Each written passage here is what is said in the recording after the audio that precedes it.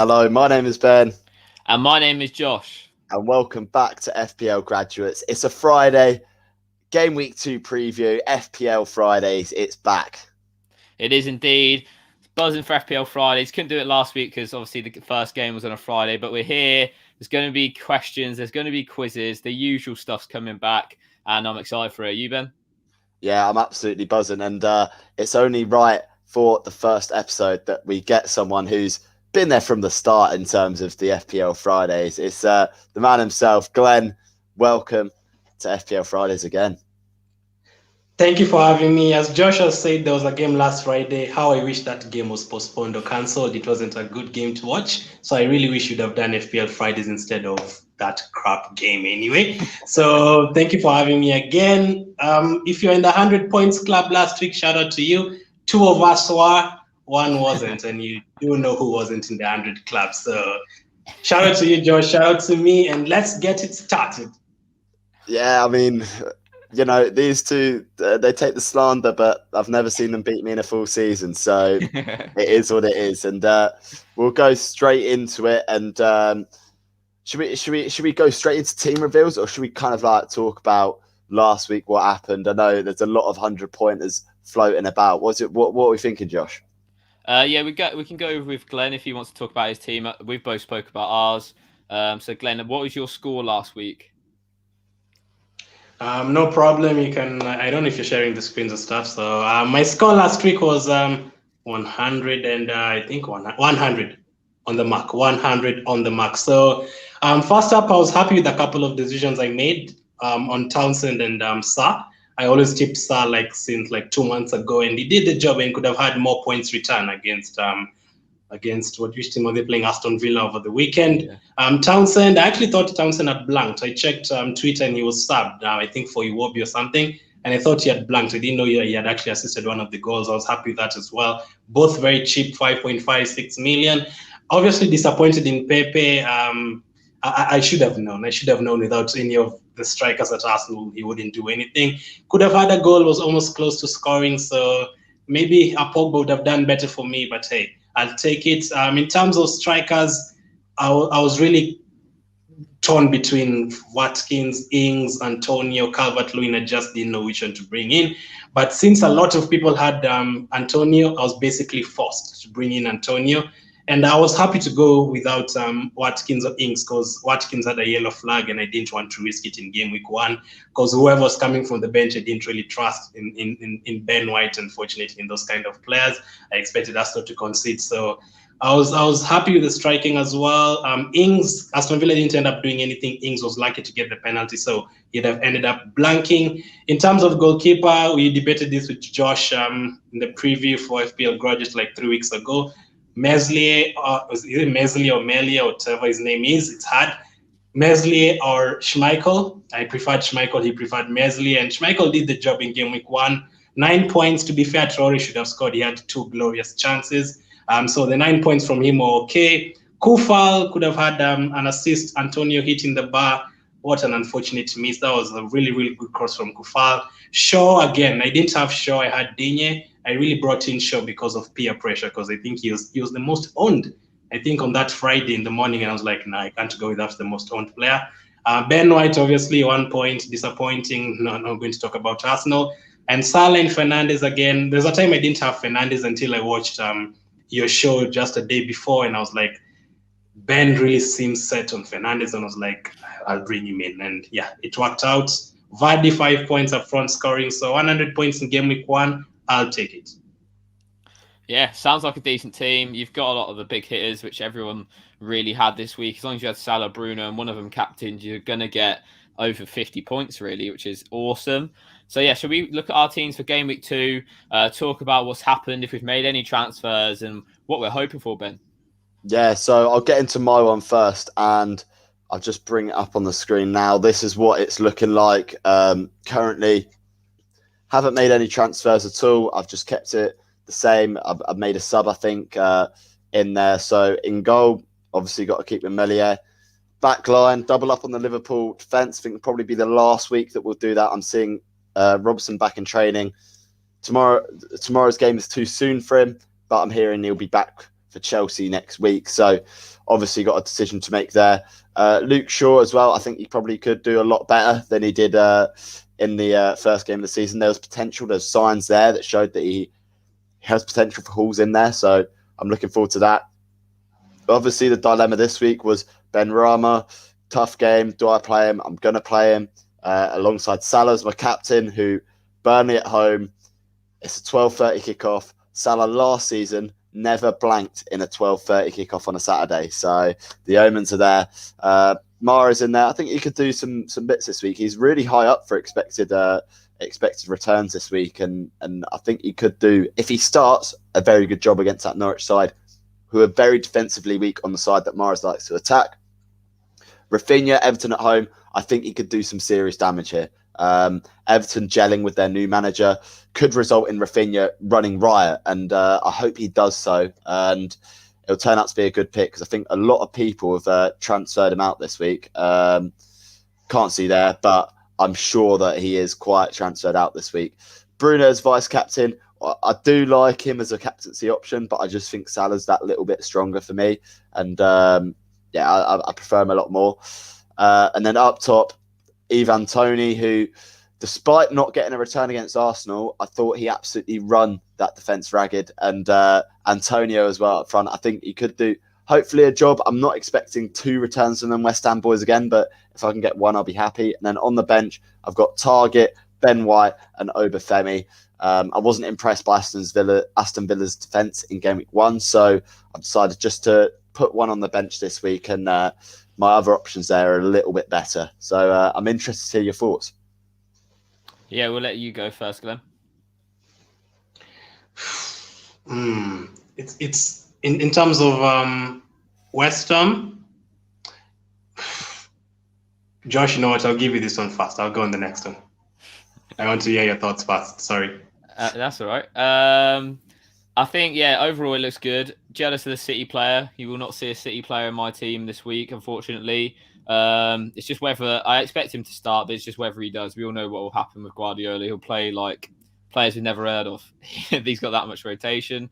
Benrahma and Antonio, West Ham's double up.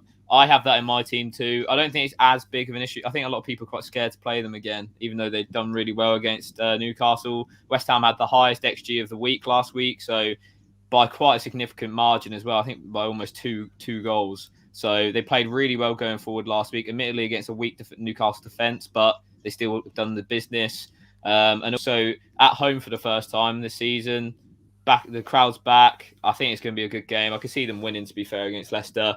Rafinha, again, a nice pick. I don't have any... Well, I have a double up of Leeds, but no attackers, funnily enough. So, I think that's also a good shout. Okay, so I wanted to hear your thoughts on the City player, because I currently don't have any City players and I'm super scared. I'm not sure whether Mahrez will start, man. You're playing a dangerous game, Ben. I think I wouldn't be surprised if Bernardo Silva starts this week. For example, like those kind of things would happen. Liverpool double up could easily be a clean sheet, so that could easily be 12 points for you. Luke Shaw against Southampton, as I said in my prediction yesterday with Ben, I think United will keep a clean sheet, so that could be a clean sheet for him. Benrahma looked very good, and I think Josh has tickets to this game. I mean, he'll give us first-hand knowledge about this game, like first-hand watching the game live. So Benrahma looked very good with Antonio in that game. They, like in that second half especially. And this is a play I never considered at all. I was even surprised when both of you had him. I was very, very surprised. I've never considered Benrahma in my team. Salah, obviously captain, obvious choice, but it's an early kickoff, Ben. Early kickoff. I know you said he's never blanked, but the curse of the early kickoff. Remember, if he doesn't score, it ruins the entire weekend. For Rafinha, I'm expecting him to be better than he was against United. Fernandes, obviously. Ivan Toney, obviously, he knew he wouldn't score against Arsenal. That was the most obvious thing. I know what the result was. Thank you very much. And for Antonio, again, against West Ham, I can see it being a 3-3 game. I can see Josh really enjoying himself at that game. So Antonio will definitely score. So I think it's a decent team. I don't think you need any more rotation or subs in that team. Yeah, decent. What I'm thinking now is I'm already kind of like thinking ahead how to get Smikas out, whether I want to replace him with a 4 million defender or downgrade elsewhere. I think that's the next sort of, I wouldn't even say it's an issue, just the next sort of transfer and tactical decision I need to make with my fantasy team. But I'm liking the look of it. It is looking good. Should we move on to the next team? Yeah, let's go for it. We'll go with my team. We'll bring it up now. Again, no changes this week. I could have made a change. Someone might say I should have made a change, but we'll take a look at that in a minute. So obviously, Meslier and goal. I expect more than a point this week, and I'm sure he'll get it. Everton did look good, but you got to remember that Southampton defence is really, really poor. So bear that in mind. Trent, obviously, and Schmikas, as Ben mentioned, double up a Liverpool defence. It's definitely going to be the last week I think we have it, even if Schmikas plays against Chelsea, because I just don't fancy him against Chelsea. Shaw's in there. He's been spoken about a lot. We know what his quality is. I expect him to get some return this week. I've got Luke Ayling in there. Leeds double up in defence. It's not by choice. I've been forced into it. But also, I'm sort of looking at it as a half glass full. A glass half full. I don't know what I just said. But yeah, we'll move on from that. Hopefully there's a double clean sheet in there for me with those Leeds boys. Salah captain. I've been debating this with about 100 people this week. They're like, Salah, Fernandes. Who are you going for? I was Fernandes at the start of the week. I've been torn to Salah by the end of the week. Just loads of information coming out of him just being a lot better captain this week. I think he's like a 76% chance for an anytime return. That's like 11% more than Bruno Fernandes. So really good looks for Salah. All this early kickoff, Burnley rubbish form. Get it out of the way. Their records are there to be broken, and I just don't think it's just all that sort of just stuff that doesn't make any sense. Like no real stats behind it. Like Mo Salah scored like 130 goals in the Premier League. I'm sure he can score against Burnley. You know, it's one of those ones. Son's in there. Wolves away. I'm expecting some returns, to be honest. Although Wolves played quite deep against Leicester. He looked so sharp against City. That attack for Spurs just looks decent. Could be Harry Kane in there. We'll wait and see. I personally don't think so, but there's been some rumours. And then Benrahma Antonio we've spoken about already. I think West Ham look really good going forward. Not so much at the back, but that just means a goal fest on Monday night, which I'll be more than happy watching. Danny Ings up there, Newcastle at home. I expect some shots. I expect some goals from Dings this week. Yeah, great fixture. Really liking the look of my starting 11. We'll go on to the bench. As you can see, Veltman, I thought he might be back for this weekend, but COVID-related stuff, he's out until the 26th of August, so he might be back next weekend. I could have made a transfer, but I just thought I could wait a week. I could play Ayling. Chances are the guy I bring in gets 2 points anyway. So yeah, I thought I'd just wait out. Then it'll make me a lot more maneuverable in terms of maybe taking someone out, like, I don't know, Benrahma down or Danny Ings down, and I can upgrade that defender. So worst case scenario, if I do have someone that doesn't play, Billy Gilmore will come on off the bench. So that is my team for this week. What are we saying, boys? So I'm really jealous of two picks there. One of them is Ings. I feel like Newcastle conceded 4 goals against West Ham. I feel Aston Villa need to bounce back, and I can see like 3 goals, 3-2 or 3-1, something like that in this game. So Ings, I'm really jealous of that pick, and obviously Son. You've been bigging you up since last week against City. I did not see him scoring, and he ended up scoring. So against Wolves again, I think they'll win the game, unfortunately. I think they'll win the game, maybe a 2-1 or something, and Son is the one who's going to score. Kane, obviously, out of the game as well. All of them rested in midweek. None of them played in the Conference League. The players were going to play for Tottenham. So all well rested.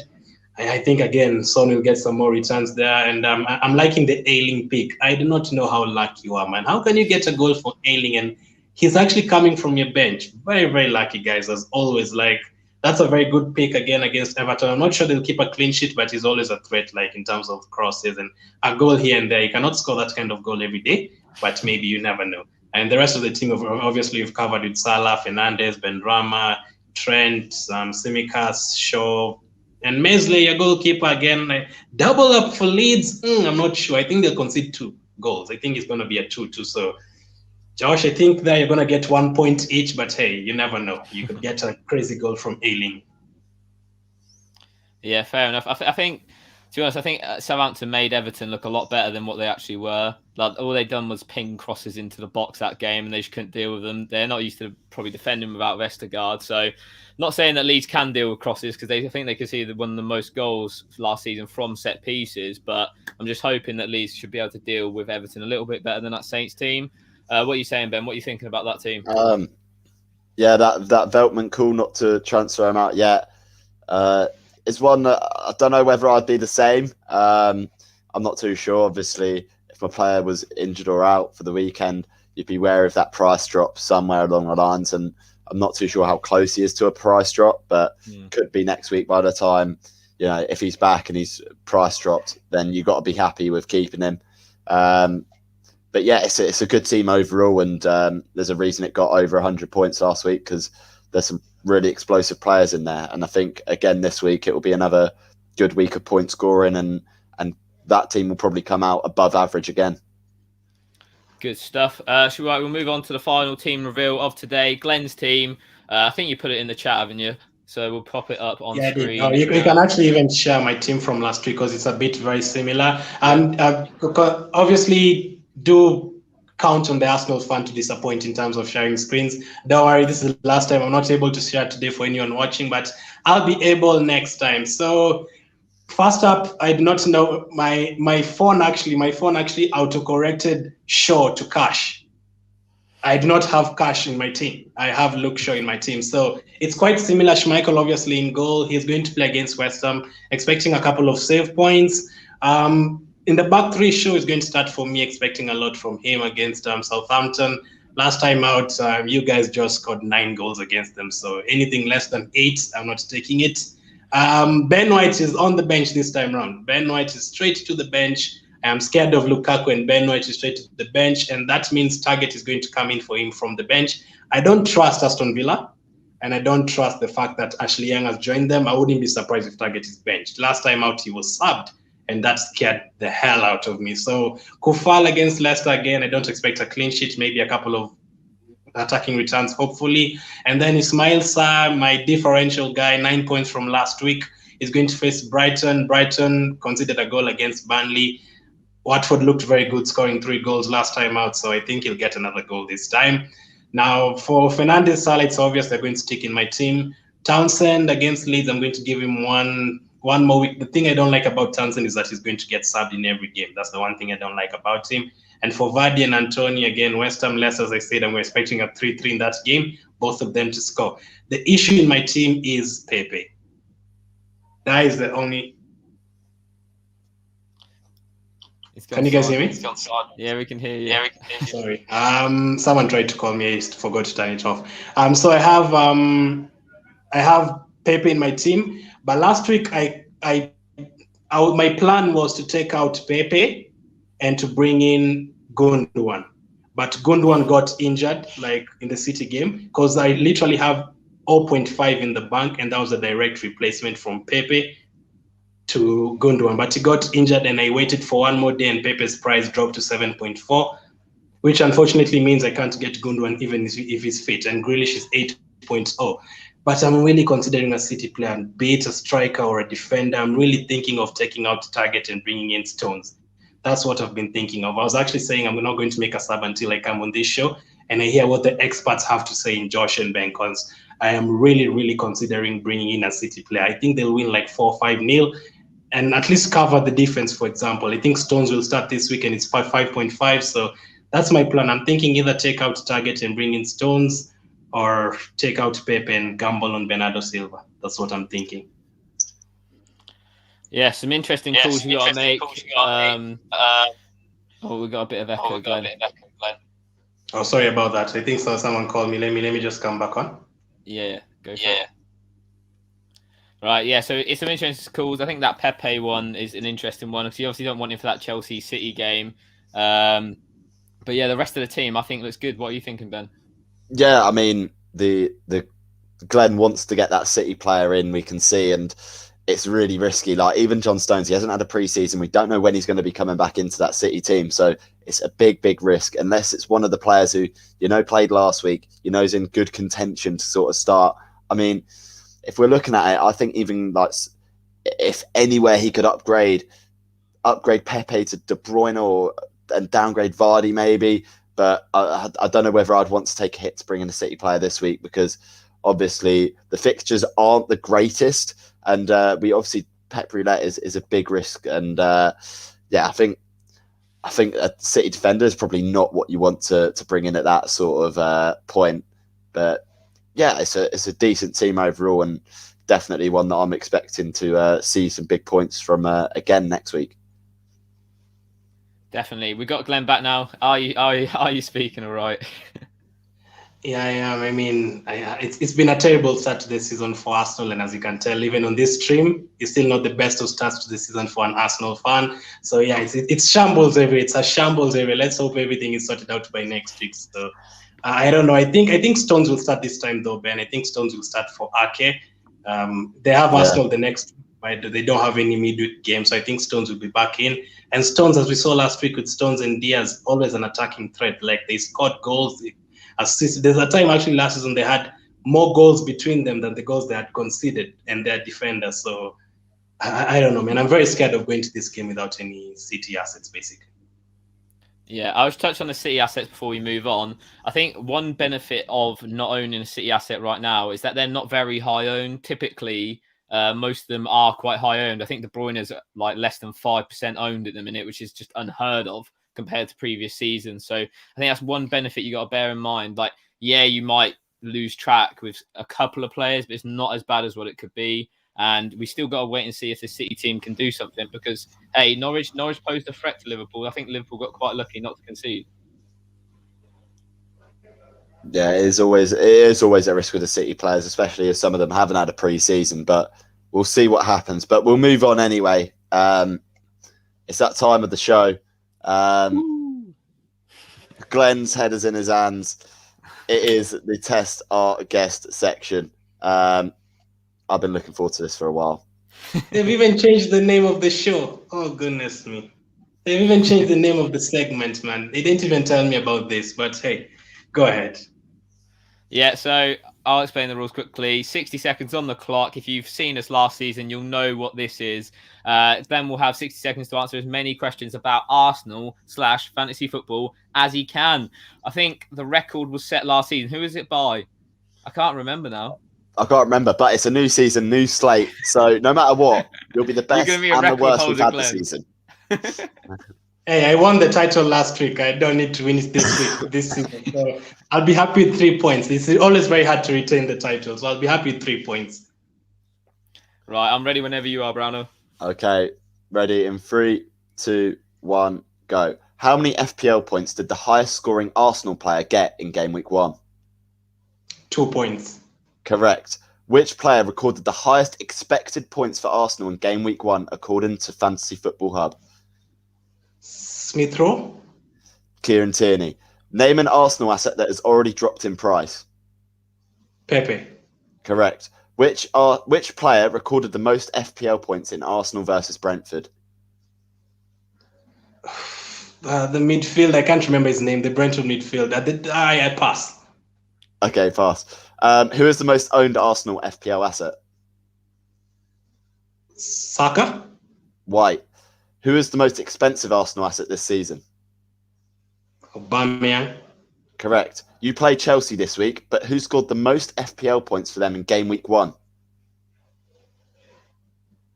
Pass. Alonso. Which FPL striker scored the most points in game week 1? FPL striker. Man, pass. Goodness me. Antonio. I mean, he predicted his score. I mean, yeah, because it's the first week of the season. You need to get your games up. I do know Alonso scored 15 points, for example, but it's just gone. And I could not remember the Brentford team. I totally decided to forget about the game. Serge Canos was the one there. That's midfield. Yeah. Was that 3 points? I'll take it. Yeah. I know there'll be lots scores than that, believe me. You're the top of the league for now, though, Glenn, so make sure you screenshot it, 'cause you'll never see it ever again. Hey, as I said, I won the title last season. I'm happy with that. Awesome. Right, we shall move on to our next segment. We're going to be talking about it should say game week 2 stats. That was probably my fault. But yeah, we're going to be talking about that. We'll bring up Fantasy Football Hub. If you haven't already, make sure you check them out. We are now sponsored with these guys, which is awesome. They've got all the Opta stats. So, for example, this week it's Game Week 1. You can see who, for example, has got the most XG. That was Antonio, as I mentioned earlier, with West Ham having that super high XG compared to everyone else. Fernandez has done decent. Jota's done decent. But yeah, so Ben, is there anyone that sort of sparked your eye out of these sort of players, or any players you've been looking at separately? Because obviously this is just sorted by expected goals. Yeah, I mean, I was quite surprised by the players who recorded 3 shots on target in Game Week 1. And these guys are Bruno Fernandes, Jamie Vardy, and Dennis of Watford. Ones that are definitely on the radar. The fact that Jamie Vardy got 3 shots on target in that game and it only finished as it did was very surprising to me. I think he probably should have got more points than he did. And yeah, Bruno, obviously 3 points, 3 goals, very, very clinical. And yeah, I was impressed by those. Antonio, I'm very happy with as well. He was always going to record a really high XG against a team like Newcastle. No disrespect to them, but it's Antonio. He's a great, great striker. So there's a couple there that are on the radar and looking really good for me. Yeah, I totally agree. Obviously, these stats will become better over time. The more, obviously, data we get. That's sort of my thinking behind that Veltman transfer because, yeah, Spurs kept a clean sheet this week, but are they going to be that defensively solid for a foreseeable future under Nuno? We'll have to wait and see. But yeah, so what are you thinking, Glenn? Do you use stats much in your analysis when you're picking your FPL team? So I usually prefer eye test rather than stats. I usually prefer the eye test because I just watch the game and actually take my own judgment to it. But for now, I do agree with most of those stats, the likes of Antonio, like the number of chances they had, those XGs and expected goals, expected assists, all that. I do agree with that. I agree with most stats because the stats don't lie either way, especially after one game. I think after a few games when the stats gather up, some will like be wrong and stuff, some will not have to follow them. But for one game, I think the stats are quite accurate. So for me, I prefer the eye test, but for the stats, I agree with them for now. Good stuff. So shall we talk about our captain picks? We've revealed our teams, but maybe it's been a big debate this week. It's been everywhere, hasn't it? It's been Twitter, anywhere you've gone FPL related. It's been Salah, Bruno. Some people have been picking Man City players. What is our thoughts? We'll start with you, Ben. Who are you captaining? Why are you captaining them? And do you think any others are good shouts? I've gone for Mo Salah as my captain this week, and I think he's a better option than Bruno Fernandes. For me, because home factor, that home atmosphere is going to make a huge difference this season. We saw last week 80% of Premier League games resulted in like a home win or something ridiculous like that. As Glenn probably knows as well, that home atmosphere for Brentford, it made an impact on that Arsenal team, and there's no two ways about it. Teams are going to struggle away from home without their own fans there because players aren't used to having fans back in the stadiums yet. So I think it's going to take an adjustment period, and we're going to see much higher percentage of home wins, which is why I back Liverpool that little bit more. As I said before, Salah's never blanked, well, at least last season in 12:30 kickoff. His record isn't the greatest against Burnley, but I don't think you should be considering that or taking that into account because it's obviously different teams. They've evolved a lot more compared to last season, and the fans are going to be roaring Liverpool on, and Salah feeds off that, I think. So, yeah, I'm backing Salah for that. But I'm not knocking Bruno Fernandes for captaincy because I still think that's an excellent, excellent option. Yeah, I totally agree. What's your captain this week, Glenn, and who have you considered this week? I learned my lesson from the last 4 seasons I've played FPL. I usually try to be very clever in the first 3-4 weeks. For example, captaining Aubameyang, captaining Firmino, those kind of decisions.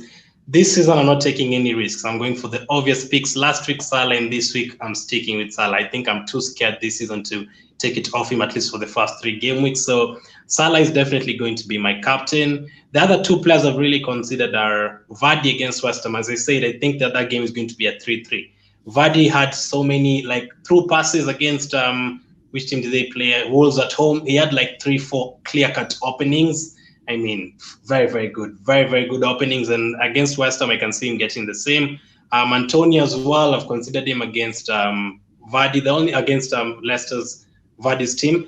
The only problem with Antonio now is not going to take any more penalties. You can definitely be sure about that. He's not going to take any more penalties. That was a disastrous penalty. So those are the only 3 players I've considered, but it's going to be on Salah for now, and any other Liverpool players, really, if you have any Liverpool players.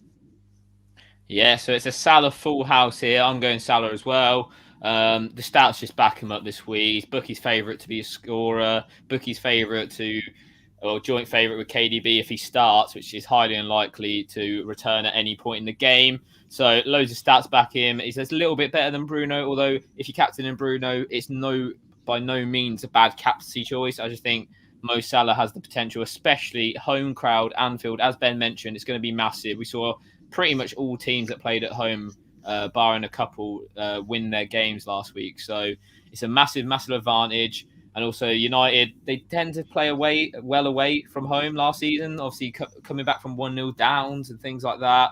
I don't think they'll be able to do that this season. You go 1-0 down away from home, it becomes a lot harder to win the game, especially with the fans there. It's going to be loud. I think, Salah is probably a safer pick than Bruno, in my opinion. Also got to bear in mind the Man United team is definitely likely to change. You'll probably see Cavani back, maybe even the introduction of Sancho. So maybe Bruno doesn't get as many goal-scoring opportunities as he did against Leeds. Yeah, I mean, we all seem to be in agreement, and I think that's quite a rare thing, especially with us three. We always disagree on something, but we agree on one thing, and that's the Salah pick for captaincy this week. We'll move on to the last segment, which is a few questions. We'll take, 10 or so questions from you guys on, game week 2 and any sort of outstanding questions you have. We got one straight away. Target or Pepe? I'll let Glenn answer this one. Who should you start out of Target or Pepe? Who has the higher ceiling? With that question, I feel like I'm literally being targeted. No pun intended. For Pepe now, Odegaard won't play the game this week. If Odegaard was available, I would have been really 50-50 on who starts, because Smith Rowe is there, Saka is there, Saka will probably start. So for now, I don't think Aston Villa's defense is quite good, but even as an Arsenal fan, I'll still prefer Target against Newcastle than Pepe against Chelsea, even though I wouldn't be surprised if Pepe gets a return, but Target, hoping it gets a return, so I'm going to go for Target for now. Yeah, I have to agree with that. Chelsea's defence one of the best in the league since Tuchel's taken over. It's as good as Man City. So whether Arsenal get a sniff of that goal will be interesting to see. And also Target. Newcastle were good going forward, but not the greatest. We got a question here from Shiv. Havertz, is he still a good option, Josh? I'm going to say no, just because of his price tag. 8.5 million for someone who's now not playing up top. He's probably not going to be in and amongst the goals as much. I see a lot more rotation with him as well. And now Lukaku's coming into the team. You got Werner, Lukaku, Ziyech. Pulisic just got COVID, but he was there, scored on game week 1. Havertz, there's a lot of options, isn't there, up top for Chelsea? And you want the most nailed one. And I don't think Havertz is that guy. What's your thoughts? Well, I think... Go on, Glenn. For me, Havertz, I think he's a guaranteed starter for game week 2. With Pulisic out, and since he didn't start game week 1, I think he'll definitely start. Obviously, the obvious problem is that he's playing against Arsenal, a very good team, just like Tony last week. But hey, Havertz, in terms of long term, I think it's too expensive, as Josh has said. That's the only problem. If the likes of Havertz were like 7 million, I'd have considered them for sure. But that price always scares me. I think there are better players you can get in terms of that price. So maybe wait for Chelsea's fixtures to turn after they play Arsenal, Liverpool, and then the fixtures turn. Then you can bring in more Chelsea assets. Yeah, I think if you're talking about him from a goal scoring output sort of perspective, his potential goes down a lot more because of Lukaku in there. I think his ceiling now is a lot lower than it was because he obviously before had the potential to play up front if Lukaku wasn't there. Now he's there. Lukaku's going to play the majority of the games this season. You got to think that with the price that they've paid for him. So I think there are better options and more goal scoring options in there. Now we'll go for this question, because we're talking about him. How many goals do we reckon Lukaku will score this season? I'm going to say 15. Just get him rolling first season. I don't see him scoring too many. It's obviously he's banged in goals Serie A. There's no disrespect to that, but the league is obviously not as hard as Premier League. When he came to Premier League with Man United, especially the first season, I think he got 14 goals in the Premier League, and then the second one he got 20. So decent output. Don't get me wrong, but I just don't think him coming into this like the season and scoring like a Mo Salah kind of score. I think 15 to 20 is a good start for him. Yeah, I'm going to put him at 18. 18, yeah. So similar. He's not on penalties, I guess, because of Jorginho. But back at Everton, I think he used to change with Baines and stuff. So and he's a force, man. I think he'll actually score against us over the weekend. I think he's just a force and he gets those goals. Yeah, we got a question here. How much could I get punished if I captain Mahrez over Bruno and Salah in my team? Well, I'm going to put it into context here. Last week, I didn't captain Bruno, I captained Salah, and every goal he scored resulted in my rank dropping 200,000 places. So for context, that is crazy. I don't know what you guys think, but I believe Salah will be over 150% ownership, expected ownership, sorry. And I think Bruno will be over 120% expected ownership. So whatever one you captain, you will probably get punished by the other one anyway. So having both of them in and then not captaining both of them is a very big risk this early on in the season. I don't know what you think, Glenn. I mean, if you're feeling brave enough, go for it. If I was 100% sure Mahrez was going to start, I don't think it's a bad option. I think it's very capable of getting 2 goals against Norwich. I think it's an easier fixture than for the other 2 players. I think Norwich at home is easier, but it's too much of a risk because the moment he blanks and then comes in the 90th minute, man, you'll have a long weekend, man. Because if these other 2 guys score, it won't be 200,000 positions. As Ben has said, it's going to be a million places. I mean, you have to captain one of these players. I mean, unless you're feeling brave. But Mahrez is a good option. City against Norwich, very, very good game for them. Yeah, I have to agree with Ben. The expected ownership is massive, especially at the start of the season. I can't remember it ever being like this. Like, it's just Bruno Salah. I'm hoping Bruno's captaincy expected ownership is a little bit less than 120%, just for my sake, because I want to be cheering on United and not having to say Bruno not to score. But yeah, those 2 will be definitely near about 100%, if not definitely over 100% expected ownership. So yeah, you need to captain one of those 2 if you have them. Just play it safe. It's game week 2. We can have fun later in the season. Trust me with the captaincy pick.